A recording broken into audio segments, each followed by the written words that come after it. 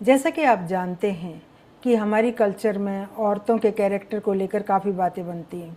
अगर यह गांव का समाज है तो इस मुद्दे पर और भी बात का बतंगड़ बनता है। कभी कभार तो देखा गया है कि एक औरत को झगड़े में अगर मानसिक रूप से टॉर्चर करना हो तो लोग उसके चरित्र पर लांछन लगा देते हैं। जितनी वह इस मुद्दे पर खरी होगी उतना ही गहरा मानसिक आघात उसे पहुंचेगा और ये आघात पहुंचाने वाला जानता है। मगर यहाँ मुद्दा दूसरा है।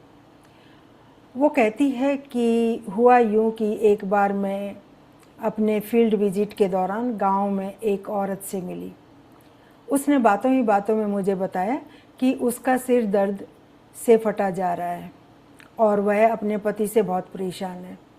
रोज़ की तरह आज फिर सुबह ही उसके पति ने उस पर शक करते हुए पूछा कि जब वह बाहर गई तो किसके साथ थी, कौन था उसके साथ। शायद आप आसानी से इसका मतलब समझ रहे हैं। ऐसे ही वह जैसे ही घर से बाहर या पति से दूर होती तो पति पूछते कहाँ थी, किसके साथ थी और क्या कर रही थी। यहाँ तक कि बिना रिश्तों की मर्यादा को समझे वह हर किसी को लेकर अपनी पत्नी पर शक करते हैं। लगभग रोते हुए यह औरत बताती है कि कई बार मैं इन्हें डॉक्टर के पास लेकर गई। डॉक्टर ने दवाई दी मगर घर आते ही पति कहते कि वह पागल थोड़े ही हैं जो उसे दवाई खाने की ज़रूरत है और उसकी दवाई रेगुलर नहीं रहती। इस औरत को मेरा सिर्फ ये बताना कि उसके पति एक मानसिक रोग से पीड़ित हैं जिसका एक लक्षण शक करना है और वह अपने आपे में नहीं है, इसलिए वो उस पर शक करते हैं। ऐसा व्यवहार वह अपने मानसिक विकार के कारण कर रहे हैं या ये कहिए कि मानसिक बीमारी के कारण कर रहे हैं। इन औरत के लिए यह बहुत ज़्यादा सुकून देने वाली बात थी और इन औरत ने बोला भी कि कैसे मेरा सिर दर्द देखो, पहले जो दर्द से फटा जा रहा था अब ये सिर दर्द धीरे धीरे कम हो रहा है। ये जानकारी इस औरत के लिए नई और सुकून दे थी। दरअसल इस औरत के पति को पैरानॉइड पर्सनैलिटी डिसऑर्डर था जिसके मुख्य लक्षण होते हैं शक की स्वभाव, लगातार अविश्वास की स्थिति, हमेशा असुरक्षा की भावना बने रहना आदि आदि।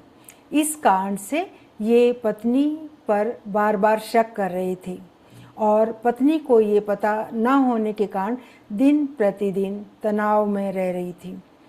यहाँ से एक बात तो समझ आती है कि अगर हमारे परिवार या आसपास में कोई व्यक्ति मानसिक विकार से जूझ रहा है तो हमें यह पता होना चाहिए कि इस विकार के क्या लक्षण हो सकते हैं ताकि खुद को परेशान करे बगैर उनकी हम मदद कर सकें। सचेत रहिए, सूचित रहिए, जीवन को बेहतर बनाने के लिए तत्पर रहिए।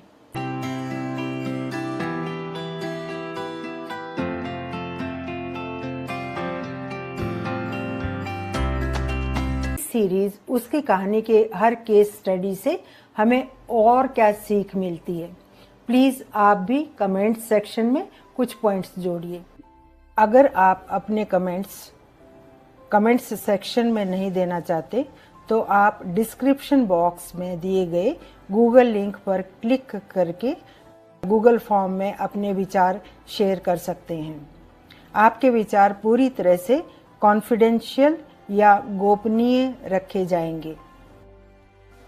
इस कड़ी में अगर आप भी कोई केस स्टडी जोड़ना चाहें जो एक संदेश देती हो तो मोबाइल नंबर 9205771808 पर संपर्क करें। अगर आप चाहेंगे तो आपकी चुनी गई कहानी या केस स्टडी आपके नाम के साथ पोस्ट की जा सकती है या बेनाम, जैसी आपकी मर्जी। दूसरा पॉइंट, जैसा कि आप जानते हैं मैं एक पॉजिटिव साइकोलॉजिस्ट हूँ। इस विषय को पिछले 20 सालों से पढ़ाती रही हूँ और रिसर्च करती रही हूँ। मैं कहती हूँ कि मैंने ये सब्जेक्ट पढ़ा भी है और कढ़ा भी है या एक्सपीरियंस भी किया है। मेरी खासियत ये भी है कि मैं हरियाणा के एक गांव से होने के कारण गांव के छोटे शहरों के समाज से खूब वाकिफ़ हूँ, जो मेरी रिसर्च में भी झलकता है।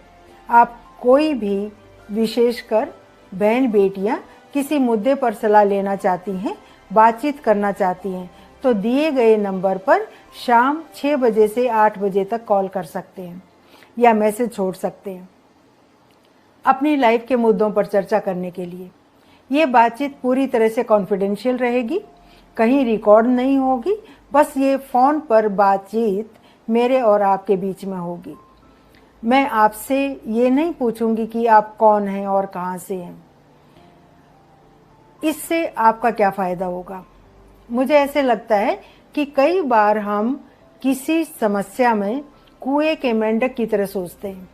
जब कोई दूसरा हमें समझाता है तब हमारी आंखें खुलती हैं। मेरा ज़्यादा फोकस खुद को बदलने पर रहता है, दूसरों को बदलने पर नहीं। दूसरा, सकारात्मक अप्रोच अपनाने का। याद रहे, मैं एक पॉजिटिव साइकोलॉजिस्ट हूँ, क्लिनिकल साइकोलॉजिस्ट नहीं। और इसमें मेरा क्या फ़ायदा? मैं जानूंगी कि समाज में क्या मनोवैज्ञानिक मुद्दे लोगों की खुशहाली में बाधा हैं, इनसे कैसे निपटा जा सकता है, ताकि मैं भविष्य में लोगों के व्यवहार को और गहराई से समझ पाऊँ। दोनों तरफ फ़ायदा ही फ़ायदा। प्लीज़ हमारे चैनल मंथन ज्ञान और विज्ञान को लाइक करें, सब्सक्राइब करें और अपने कमेंट्स हमसे ज़रूर शेयर करें। धन्यवाद। ये जो वाक्य है वो मानसिक स्वास्थ्य की जानकारी को समझने के लिए काल्पनिक रूप से तैयार किया गया है। किसी व्यक्ति या घटना से इसका मेल खाना संयोग होगा।